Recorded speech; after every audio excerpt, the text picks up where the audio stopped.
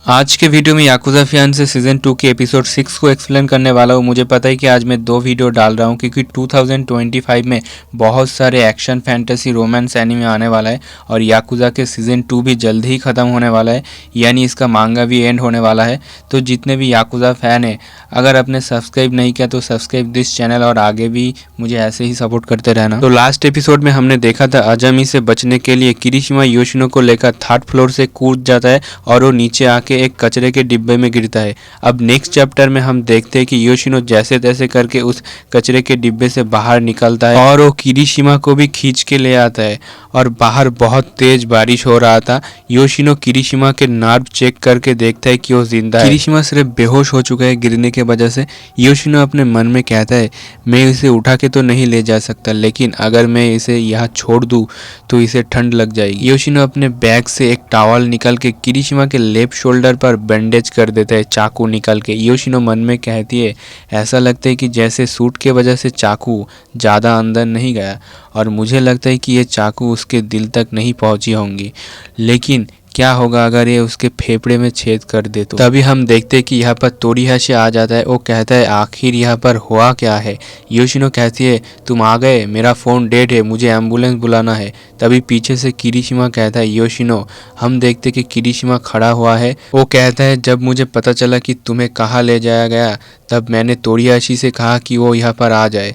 Yoshino कहती है, तुम्हें बहुत ज़्यादा चोट आई है, चलो हॉस्पिटल में जाते हैं। किरीशिमा उसे एक कार का चाबी देके कहता है, तोरीहाशी वहाँ पर जो कार है वो हमारा है, तो योशिनो को लेके हॉस्पिटल चले जाओ और फिर उसे सीधे घर ले जाना। लोग मुझे ले जाओगे तो तुम लोगों के ऊपर बोझ बन जाऊंगा मैं।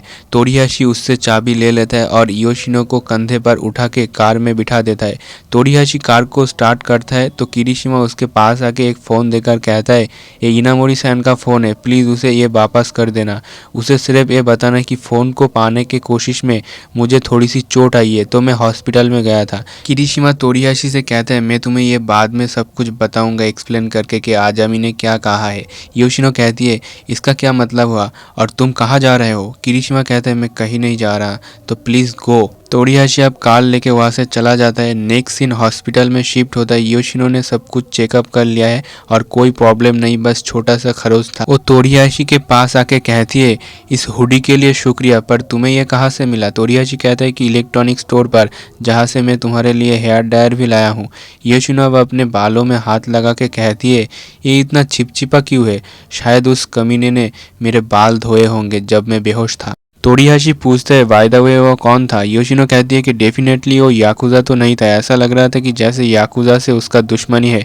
उसने कहा मेरे पापा की मौत कोई एक्सीडेंट नहीं था, पता नहीं क्या ये सच भी है या नहीं। तोरीहाशी कहता है कि मुझे भी ऐसा ही लगता है और वो उसे एक न्यूज़पेपर देके कहता है, इसे ध्यान से देखो, ये तुम्हारी डैड के बारे में है। जिस दिन उनका एक्सीडेंट हुआ था उस टाइम तुम्हारी मॉम अपने माता पिता के पास वापस चला गया था और इसी बीच तुम्हारे पिता हमारे साथ रहने आए थे। मैंने एक फोटो में उन्हें देखा था, वो बिल्कुल बॉस के तरह ही दिखता है। उस दिन तुम्हारी पिता आधी रात में 2 ऑफिसर के साथ निकला था और वो दोनों भी बहुत घायल हुए थे। तोरीहाशी कहता है कि मेरा अनुमान है कि हमारे लोगों को बताया गया था कि तुम्हारी माँ का लिवर पेन हो रही है। तोरीहाशी कहता है कि मैं तुम्हारे माँ की फैमिली ग्रेव पर गया था और वहाँ मुझे उनकी कियामो मिला।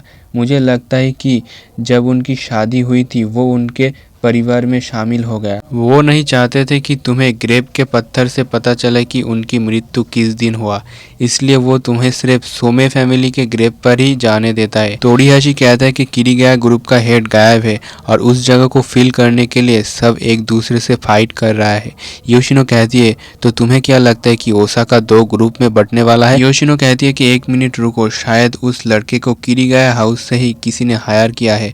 तोरीहाशी कहता है, कौन। योशिनो कहती है कि सोउ आजामी, नहीं तो सोमे रेंजी को मारने के लिए उसके पास और क्या कारण होगा। तोरीहाशी कहता है, फिर तुम्हें यह बात बताने के बाद वो अपने रास्ते से क्यों हट गया।